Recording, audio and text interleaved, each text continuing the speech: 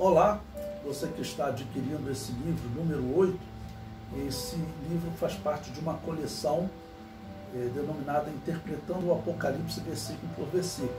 Esse volume 8 estuda o capítulo 19 de Apocalipse, ok?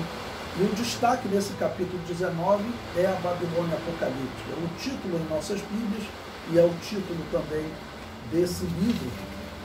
Ela diz: a queda da Babilônia, alegria e triunfo nos céus. E essa Babilônia apocalíptica, eu deixo claro que hoje ela é a Igreja Católica.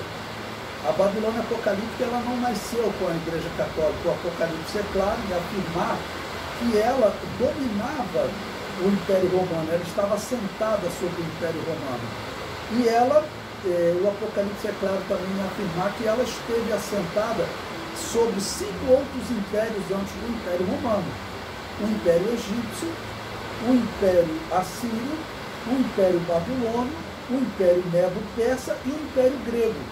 E o anjo diz claramente para João que ela estava sentada sobre esse reino, que era o Império Romano, e que ela estivera assentada sobre 5. E diz que ela estará sentada sobre o 7º reino.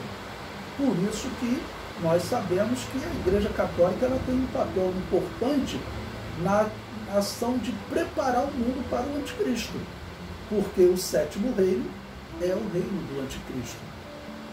Uma das questões importantes que eu falo nesse livro foram as doutrinas que se desenvolveram a partir de Constantino, quando aquela religião que dominava o Império Romano, a Babilônia Apocalíptica, aquela religião ela foi implantada na Igreja Católica. O dia 25 de dezembro, todos sabem que a Igreja Católica adotou do paganismo, o próprio termo Papa eles adotaram do paganismo, a sede da Igreja Católica eles colocaram num local que era dedicado a uma divindade romana chamada Vaticanos. Até hoje a sede deles é chamada de Vaticano. Essa era uma divindade romana. Por que essa divindade é especial para a Igreja Católica? Porque essa divindade, na crença romana, ela era a divindade responsável pelo vaticínio da criança, pela capacidade da criança falar. Então todas as crianças eram consagradas a Vaticanos no Império Romano. O que a Igreja Católica fez? Ela adaptou e ela passou a batizar os recém-nascidos, ok? Eu conto a história do batismo de recém-nascido, que começou na igreja de Roma, no ano 230 da era cristã, já com uma preparação, porque essa igreja ela vinha sendo influenciada pelo paganismo desde o ano 89, na primeira perseguição, em que o imperador falou o seguinte: quem não adorar a Júpiter, a Apolo, vai morrer. E teve muitos pastores e bispos que morreram, mas teve pastores que aceitaram adorar o demônio para não morrer. Mas 9 perseguições que vão se seguir, até a perseguição de Diocleciano, em todas elas sempre apareceram esses bispos que aceitavam adorar o demônio para não morrer. Entre eles, Eusébio de Cesareia. E Eusébio de Cesareia foi um dos homens que organizou essa religião babilônia católica. Eusébio de Cesareia, eu comento quando nós estudarmos aí o capítulo 19, versículo 6, eu comento sobre o amilenismo. Foi uma teoria desenvolvida por Eusébio de Cesareia e junto com Constantino, que eles disseram: nós estamos implantando o reino de Deus na Terra.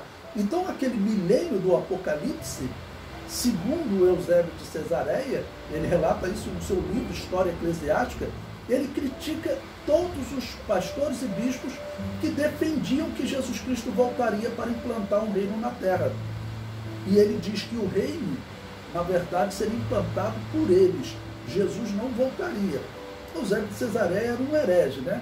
E eu comento também nesse livro um ponto de destaque importantíssimo, é que nesse capítulo 19 eu escolhi para falar sobre o arrebatamento da igreja.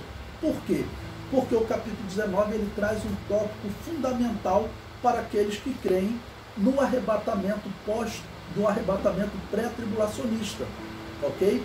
É o arrebatamento que eu defendo.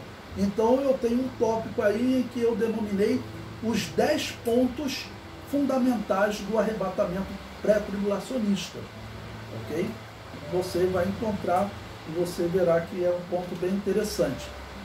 Também nesse tópico eu falo sobre o pré-tribulacionismo na história, mostrando diversos intérpretes que defenderam o pré-tribulacionismo, só que eles não eram de linha católica, nem protestante, porque os protestantes seguiram esse péssimo caminho católico, dizendo que Jesus não volta para implantar um reino na terra. Esse é um engano terrível. E nesse livro você vai encontrar resposta para essas questões. Excelente aquisição, que Deus te abençoe.